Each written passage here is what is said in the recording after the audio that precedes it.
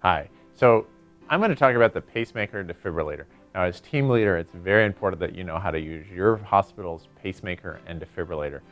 It's a device that's life-saving, but a lot of people actually don't know how to use it, and you'll be surprised in a crisis how people will even have even less familiarity with it. So it's important that you know how to use it.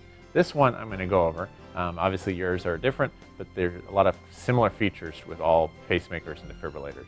Now, let's briefly talk about what it can do. All defibrillator pacemakers, unless it's an AED, can give you a rhythm, so it's a good monitor. If you ever are lacking an ECG, you can always use your crash cart monitor.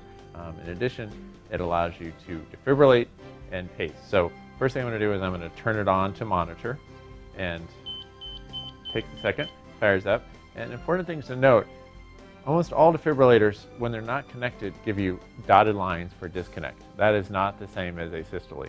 So asystole is a solid line. A disconnect is a dotted line. That's very common. Other things to know about this is that the leads often default to lead 2. So this defaults to lead 2. If you want to change your lead, all you have to do is hit the lead button, and you can toggle between the different leads. Now, if you're using it in a code setting, you're going to use what's called the quick combo pads. So these are the pads that are placed either anterior, posterior, or on the upper right sternal border or in the left chest wall for defibrillation and pacing. The idea is you want to get the energy delivered across the ventricle. So it's either like this or like this. They're peel pads and they stick on. These are preferred over the paddles. So these are pads, these are paddles. These are preferred because they're on. You can continuously monitor the rhythm with them, you can shock through them, you can pace through them, and there's no delay in CPR when you have to go in and off the chest, which you'd have to do with the paddles. But sometimes if these fail, you can use the paddles. Now, this machine has the ability to switch back and forth. So these come in a box, and then you connect them to the therapy cable, which then connects to the defibrillator. If you're going to use the paddles, you have to put this in here like this. It slides in, and now you're able to use the paddles. Now, once again, these are not the preferred. You're preferred to use the pads, not the paddles. One interesting thing to note about these are, if you want to downsize these for a pediatric patient, all you have to do is pull it off, and you notice they're smaller. And most of these paddles are able to be downsized in this way.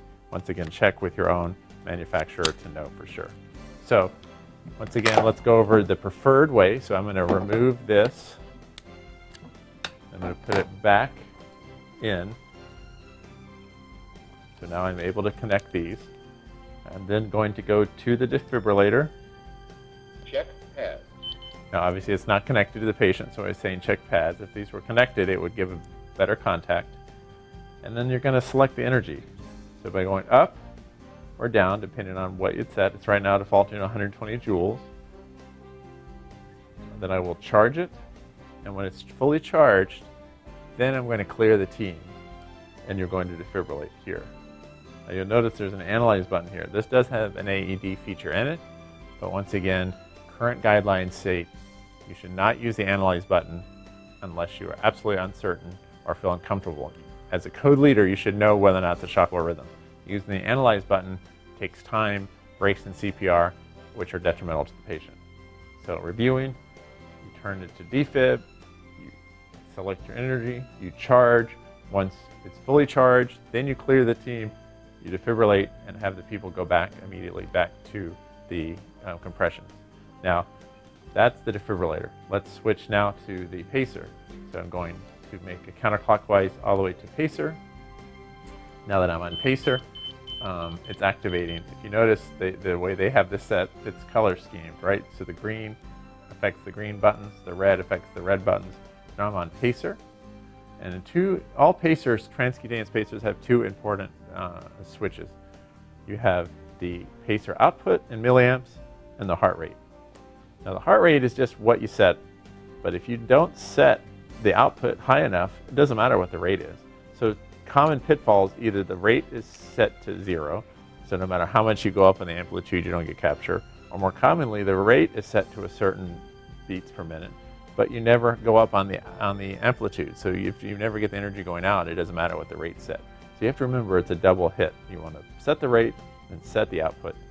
In an unstable patient, you want to go all the way up to maximum output and then go back down, and you just increase here.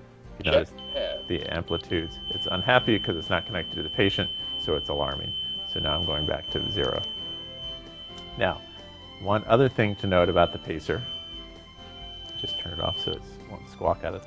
The other important thing about the pacer is if you don't hook up the secondary ECG, so all pacer defibrillators have ECG cables. If you don't hook these up, then you're not going to be able to see what the rhythm is, because these pads can either send or receive. They can't do both.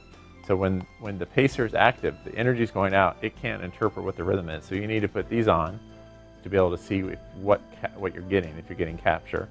And then secondary, without these on, this pacer is a VOO, meaning it's just going to pace no matter what. If you hook these in, then it can actually inhibit. And that's important because if the patient has a competing rhythm, if you don't have the inhibition ability, you can have an RRNT and cause a ventricular dysrhythmia. So the setup for a pacer are on to pacer, leads on, pads on, set the rate, increase the milliamps until you get capture. And how you'll know you have capture is that you'll see a pacer spike and then a wide deflected QRS. Now that's an electronic capture. Now you need to confirm mechanical capture by checking the pulse. Just because you have pacer spikes with capture doesn't mean you're actually getting cardiac output. You actually need to feel for a pulse. So those are the importance about the pacer, the defibrillator, and the ECG monitor. One last thing on the defibrillator is that there is the ability to sync or not sync, and the ability to sync on this defibrillator is, let me go back to here, and it's here, sync on or off. So if you're going to do a cardioversion, not a defibrillation, but a cardioversion, you would put the sync on here. So that's important to remember. And almost all defibrillators, after your first shock that you're on sync, it goes to desynced after, meaning the sync goes off. So you always have to resync it for each synced cardioversion. So that's a brief down and dirty on this defibrillator pacemaker. Once again, learn your own.